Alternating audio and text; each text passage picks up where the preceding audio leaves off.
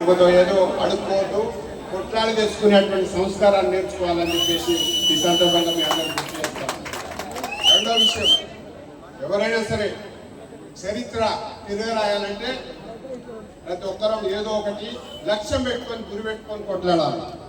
ఆ లక్ష్యాన్ని మనలో ఉన్నంత వరకు ఎవడు ఆపలేదు.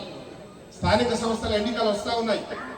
స్థానిక మన ప్రపంచం, మన దేశం ఏదైనా సరే, మన రాష్ట్రం ఏదైనా, ఒక విషయం గుర్తుపెట్టుకోండి, పొలిటికల్ డెమోక్రసీ అంటే ఏంటంటే రాజకీయ ప్రజాస్వామ్యం మనది. రాజకీయంలో ఉంటేనే అభివృద్ధి చెందుతాం. రాజకీయం లేకపోతే మనం ఎవడి దేకడు, మన కుర్చీ కూడా ఎవడేయడు. కాబట్టి రాజకీయ ప్రాధాన్యతను గుర్తుపెట్టుకోవాలి. మనమే రాజకీయాలను శాసించే స్థాయికి ఎదగాల. నేను భారతీయ జనతా పార్టీ నాయకుని, కానీ నాకు లల్లూ ప్రసాద్ యాదవ్ అంటే ఇష్టం. నేను భారతీయ జనతా పార్టీ నాయకుని, నాకు ఒక ములాయం సింగ్ యాదవ్ అంటే ఇష్టం. ఎందుకంటే రాజ్యాధికారం అన్నిటికంటే ముఖ్యమైనది అని చెప్పేసి గోల్ కొట్టిరు, ముఖ్యమంత్రులు అయ్యారు, ఇప్పటికీ కూడా ఆ రాష్ట్రాలను శాసిస్తూ ఉన్నారు. దీన్ని మనం ఆలోచన చేసుకోవాలి. యాచించడం మర్చిపోవాలి, అడుక్కోవడం మర్చిపోవాలి. దీనికంతా ఒకటి ఉంటుంది. డబ్బులు ఒకటే ప్రాధాన్యత కూడా కాదు.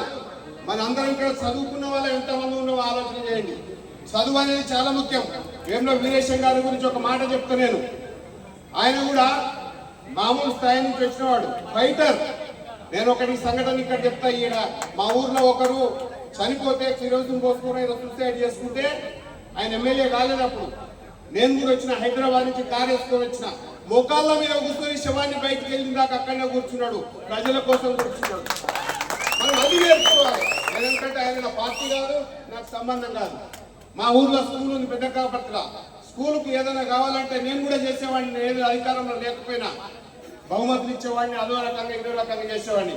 స్కూల్ ఒక టీచర్ లేడంటే టీచర్ ఎందుకు లేడని చెప్పేసి కొట్లాడి తీసుకొచ్చి ప్రతి స్కూల్ను కూడా నగరకల్లో టీచర్లు పెట్టించినటువంటి ఒక చరిత్ర ఉంది.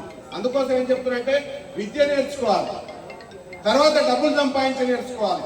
ఇప్పుడున్న సమాజంలో గుర్తుపెట్టుకోండి, పాలమ్మినా పెరుగమ్మినా ఇవాళ పైసలు చాలా వస్తూ ఉన్నాయి. మనకు పైసలన్నింటినీ ఎట్లా ఉపయోగించుకోవాలనేది నేర్చుకోవాలి.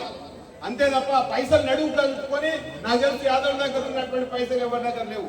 కానీ కొంగు నడుము చూసుకొని గొర్రెల కడుకోవడం, నడుము చూసుకొని పడుకోవడం, ఒడ్ల కింద గరిసెల పోసుకోవడం ఇది సర్వసాధారణం అయిపోయింది. అదే తెలుగులో ఏం చేస్తా ఉన్నాడు, కొంగులో పెట్టుబడి పెడతా ఉండు, ప్లాట్ల మీద పెట్టుబడి పెడతా ఉండు, అవసరం వచ్చినప్పుడు 2 ప్లాట్లు అమ్మి ఎంపీడీసీలో జడ్పీడీసీలో చేస్తున్నాడు, ఆ కుర్చీ మీద కూర్చుంటా ఉన్నాడు. నీకెందుకు లేదా సోయ అని చెప్పేసి అడుగుతా ఉన్నా. ఇక్కడ ఉన్న వాళ్ళు అందరూ తెలివి తక్కువ ఎవరు కాదు. ఇక్కడ ఉన్న వాళ్ళు కూడా ఎవరు తెలివి తక్కువ కాదు, అందరూ తెలివి కల్లోలే. కానీ మనం ఆ దిశగా ఆలోచన చేస్తలేము. ఆ దిశగా ఆలోచన చేయాలని చెప్తే కోరుతా ఉన్నాం. ఇంకొకటి కూడా, నువ్వు ఊర్లో కనుక నిన్ను నమ్మనోడు ఎవడు ఉన్నాడు, యాదవ్ అంటే గొల్లకుమ్మాలంటే నమ్మనోడు ఎవడు ఉన్నాడు.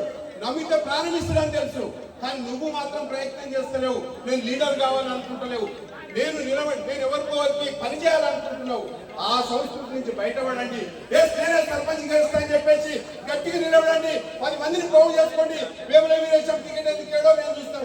ఎందుకంటే ఊర్లో అది బలం ఉంటే ఖచ్చితంగా ఇస్తాడు. నీకు నీ దగ్గర ధైర్యం ఉంటే ఒక విప్పు మన యొక్క 5 ఎందుకు గెలవలేదు, నేను నాకు గెలుస్తా అని ఎట్లా కొట్లాడు. 5 సంవత్సరాలు కుబేరునితో కొట్లాడు.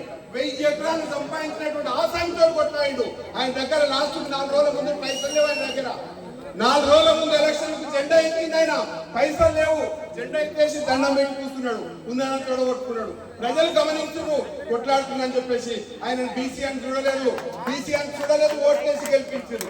నేను ఎందుకంటున్నానంటే ఆయన కూడా బాగా చదువుకున్నాడు, బాగా ఏదో ఉన్నాడు అని కూడా అవసరం లేదు. మామూలు స్థాయి నుంచి వచ్చేసి కొట్లాడి దానికి గెలిచిండు.